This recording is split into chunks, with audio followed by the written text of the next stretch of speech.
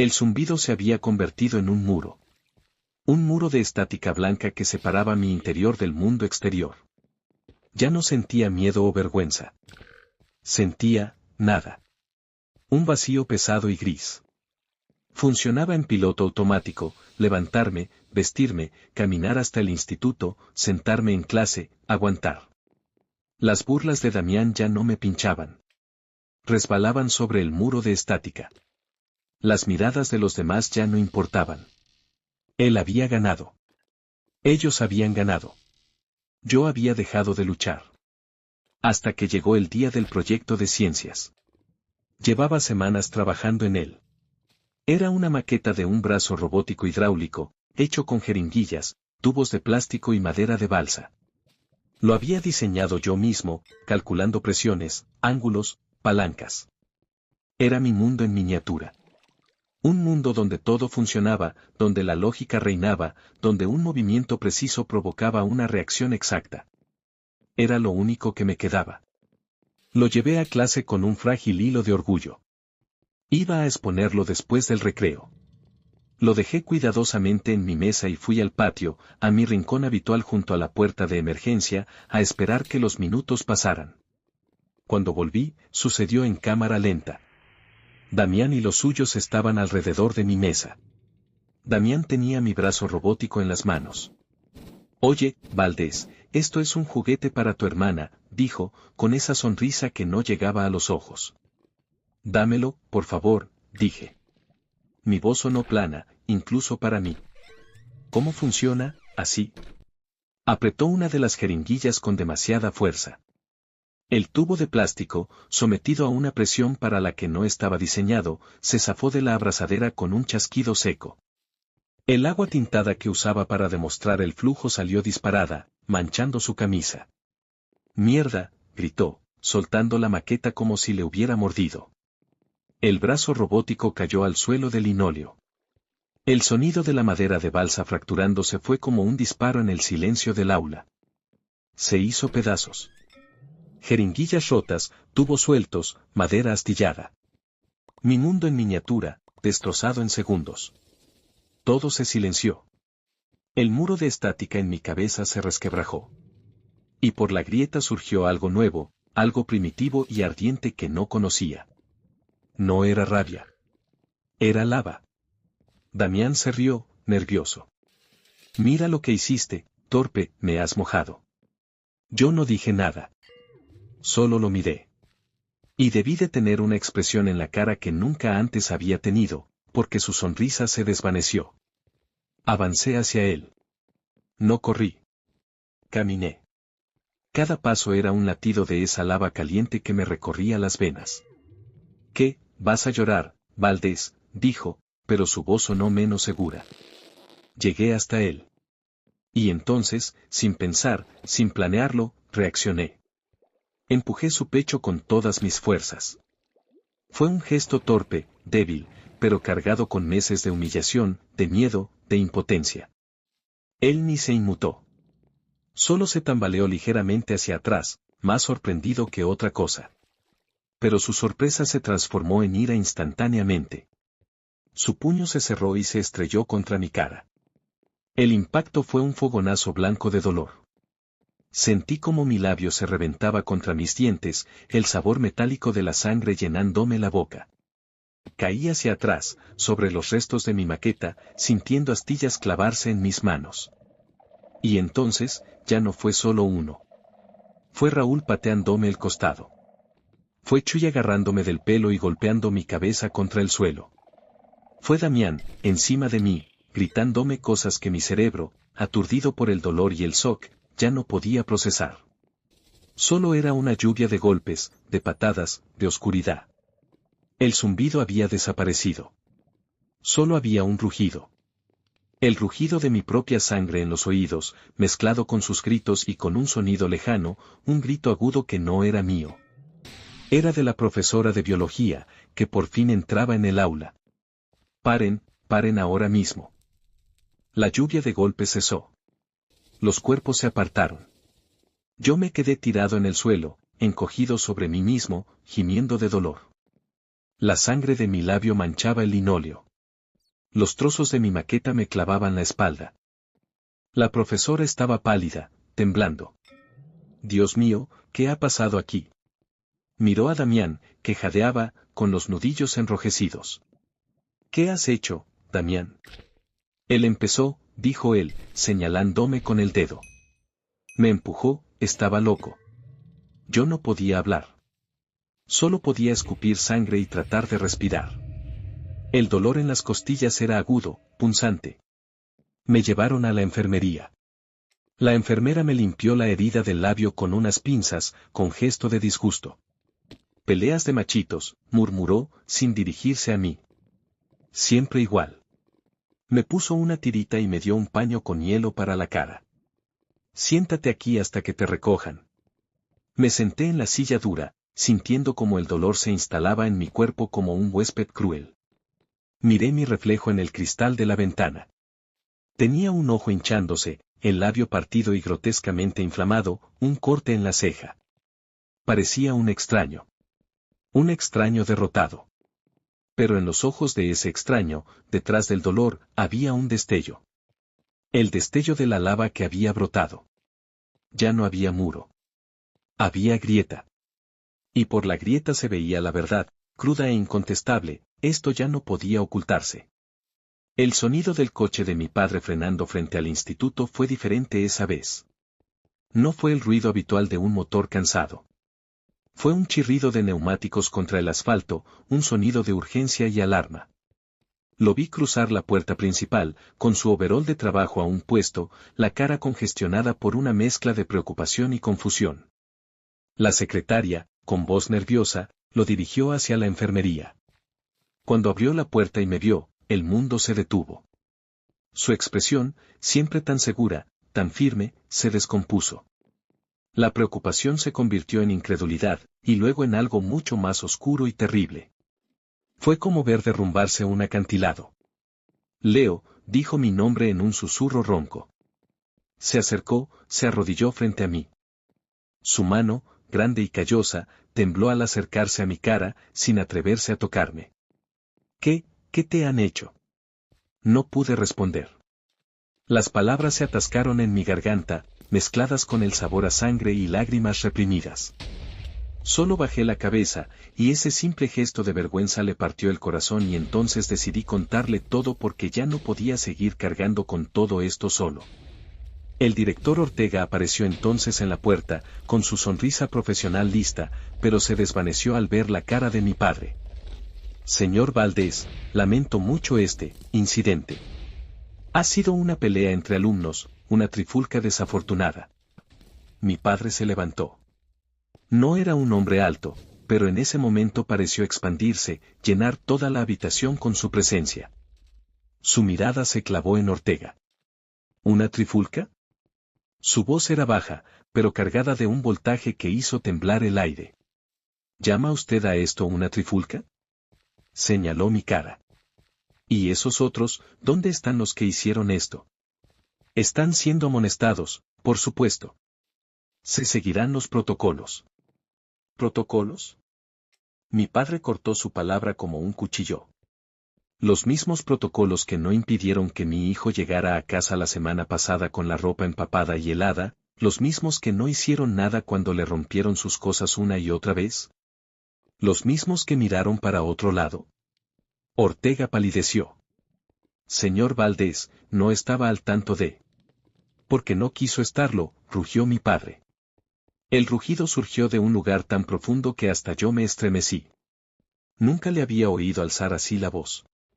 Le avisé, mi hijo vino a avisarle y usted le dijo que era sensible, le dijo que se integrara, ¿es esta su idea de integración? Su dedo acusador apuntaba de nuevo a mi labio partido. El silencio en la enfermería era absoluto. La enfermera miraba al suelo.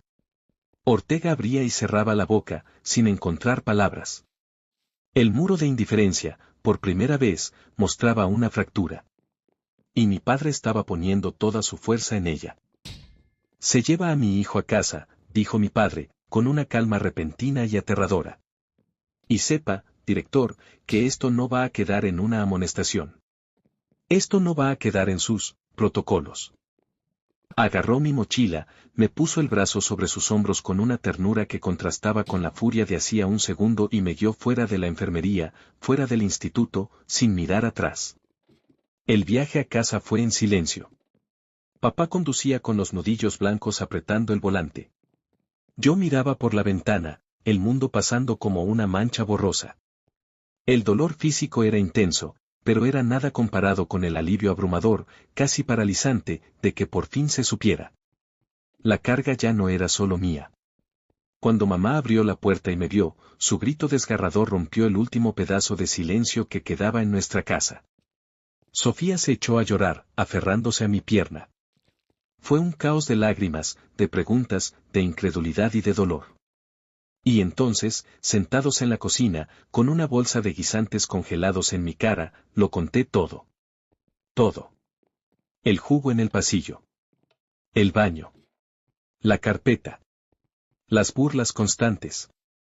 La visita al director. La indiferencia de los profesores.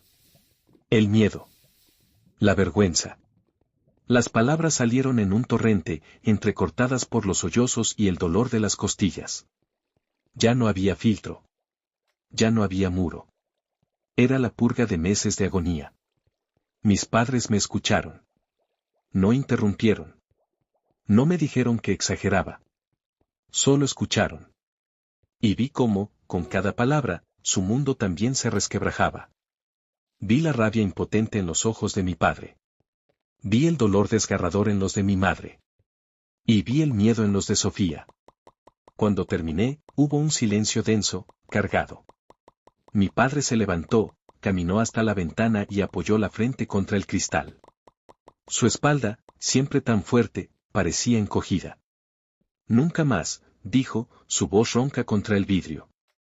Nunca más vas a pasar por esto solo, Leo. Lo juro por mi vida. Mi madre me abrazó, carfo de no tocarme las costillas, y lloró sobre mi hombro. Mi niño, mi pobrecito niño.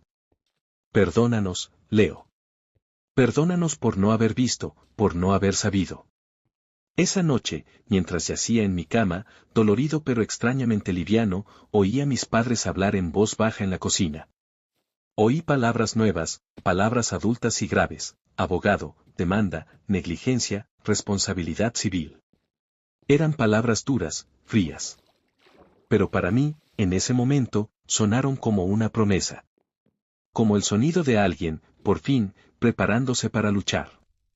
Los días siguientes fueron un torbellino extraño. No fui al instituto. Me quedé en casa, recuperándome físicamente. Mamá no se separaba de mí. Papá faltó al trabajo. Hablaba por teléfono durante horas, con una voz grave y determinada que no le conocía. Un día, llegó a casa una mujer. Se llamaba Victoria Lozano. Era abogada, una amiga de un primo de mi madre. Era menuda, de pelo negro recogido en un moño impecable y unos ojos oscuros que no parecían perder detalle. No me habló con condescendencia. Me habló con respeto, como a un adulto. Leo, dijo, sentándose frente a mí en el sofá. Tu papá me ha contado lo que pasó. Sé que es difícil, pero necesito que me cuentes todo otra vez. Con todo lujo de detalles. Nombres, fechas, lo que dijeron, lo que hicieron. Y especialmente, necesito que me hables de cada vez que un adulto estuvo presente o al que acudiste. ¿Puedes hacerlo? Asentí. Y lo hice. Le conté todo de nuevo, mientras ella tomaba notas en una libreta elegante con una pluma que parecía costosa. Hacía preguntas precisas, claras. El profesor Martínez te dijo exactamente, para ya de leer eso, cuando Damián te molestaba en clase. La enfermera usó la palabra, machitos. El director Ortega te sugirió que, no te aislaras. Era agotador. Era revivir cada momento. Pero era diferente. Esta vez, mis palabras no se las llevaba el viento. Esta vez, caían en la libreta de Victoria, se convertían en pruebas, en munición. Victoria no solo me escuchó a mí. Habló con mis padres por separado. Reunió mis boletos de calificaciones, mis informes médicos de la urgencia a la que me llevaron después, fisura en 2 costillas, conmoción leve, laceraciones múltiples. Consiguió las copias de mis trabajos arruinados que yo, tontamente, había guardado como un recordatorio de mi fracaso. Ahora eran evidencias. Luego, llegaron las citaciones. Victoria, con una frialdad admirable, presentó una demanda contra el Instituto Politécnico Miguel Hidalgo, contra la Junta Escolar y contra Damián Torres, Raúl Méndez y Jesús Chuy López y sus familias, por acoso escolar, agresión física y negligencia grave. El mundo pareció detenerse el día que la noticia salió en el periódico local. Familia demanda a instituto por caso grave de bullying e indiferencia. Nuestros nombres no salían, éramos la familia V y el estudiante LV, pero todo el pueblo lo sabía. Los teléfonos de mis padres no paraban de sonar. Algunas llamadas eran de apoyo, de otros padres que susurraban a mi hijo también le pasó algo similar. Otras eran de periodistas.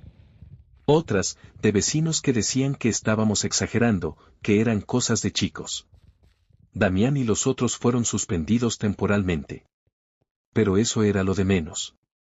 El proceso fue lento y desgastante. Hubo reuniones con la Junta Escolar, que intentó ofrecer un acuerdo extrajudicial, una compensación económica a cambio de retirar la demanda. Mi padre, con Victoria a su lado, se negó rotundamente. No es por el dinero, dijo, con una voz que no admitía réplica. Es porque admitan su culpa. Es porque nadie más pase por esto. Llegó el día de la audiencia preliminar. Tuve que declarar. Fue la experiencia más aterradora de mi vida.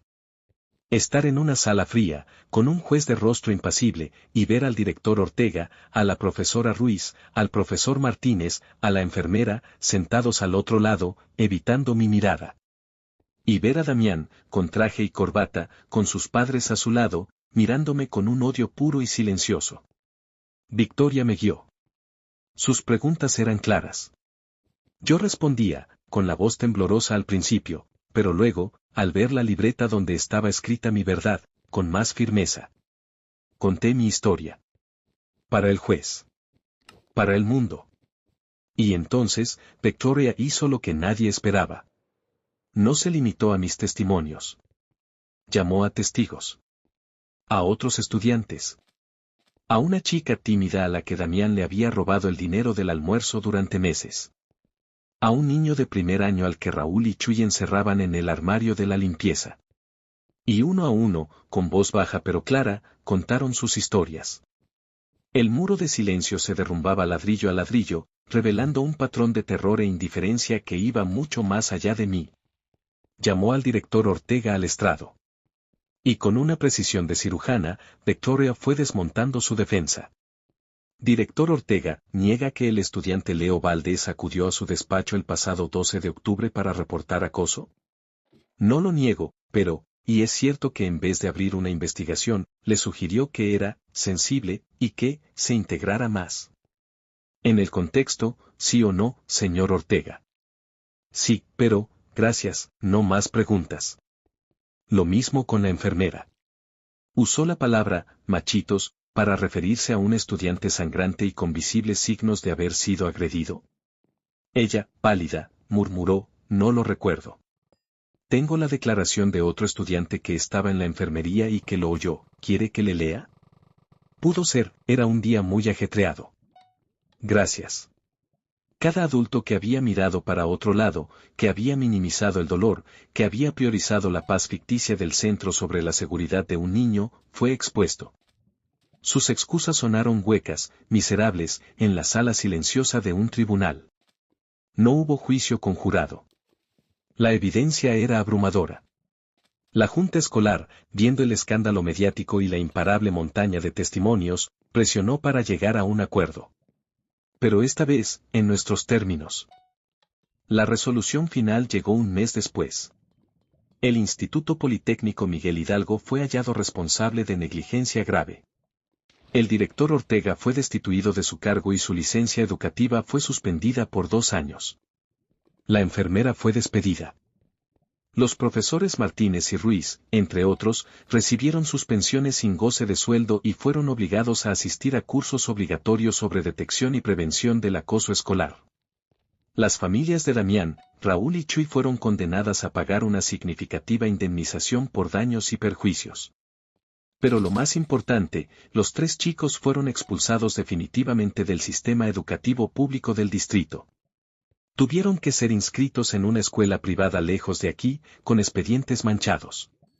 Para ellos, fue un castigo. Para mí, fue la seguridad de no tener que volver a verlos nunca más. La noticia fue portada. Justicia para Leo, decían los titulares. Recibimos cartas de apoyo de otras ciudades, de padres de todo el país que agradecían que alguien hubiera alzado la voz. Pero la mayor justicia no estaba en los periódicos. Estaba en mi casa. Estaba en el silencio. Ya no era el silencio del miedo o la indiferencia. Era un silencio nuevo. Un silencio reparador. El silencio de una noche en la que me acuesto y no tengo que temer al día siguiente. El silencio de poder caminar por la calle sin mirar constantemente por encima del hombro. El silencio de ver a mis padres sonreír de verdad, sin la sombra de la preocupación oscureciendo sus ojos. Decidí no volver al Miguel Hidalgo. Me matriculé en un instituto más pequeño, en el pueblo de al lado. El primer día fue aterrador. Pero fue diferente. Los profesores me recibieron por mi nombre. Los estudiantes me miraban con curiosidad, algunos con respeto. No era el raro ni el débil. Era el chico que se había plantado. Y para mi sorpresa, encontré a otros. Otros como yo, que me buscaban para decirme, en voz baja, oye, lo que hiciste, fue increíble. No me convertí en el popular. Seguí siendo yo. El que prefiere los libros y las maquetas. Pero ya no me escondo. Hablo en clase. Camino con la cabeza alta. El zumbido no ha desaparecido del todo. A veces, en un pasillo muy lleno, o cuando alguien me grita por error, siento un pellizco de ansiedad. Es la cicatriz. Pero ya no es una herida abierta. A veces, con mis nuevos amigos, hablamos de ello. De lo que pasó. Y yo lo cuento. Ya no me duele contarlo. Porque mi historia ya no es una historia de derrota. Es una historia de justicia. Una tarde, construyendo una nueva maqueta con Sofía, me dijo, Leo, eres mi héroe. Le sonreí, no soy un héroe, Sophie. Solo estaba muy cansado de tener miedo. Papá dice que les enseñaste a todos una lección. No solo a ellos, Sophie, dije, pegando una pieza minúscula en su sitio. También me la enseñé a mí mismo. Aprendí que el silencio puede ser cómplice, pero también puede ser roto. Aprendí que la verdad, por dolorosa que sea, es más poderosa que la mentira. Y aprendí que a veces, la fuerza más grande no es la de empujar, sino la de aguantar el dolor el tiempo suficiente para encontrar tu voz, y luego, usarla para pedir ayuda. El eco de mi silencio finalmente se apagó. Y en su lugar, ahora hay una nueva canción. Es el sonido de la paz. Es el sonido de mi lápiz sobre el papel. Es la risa de Sofía. Es el motor del coche de papá llegando a casa, cansado pero tranquilo. Es la voz de mamá cantando en la cocina. Es el sonido de mi vida. Por fin, es mi sonido.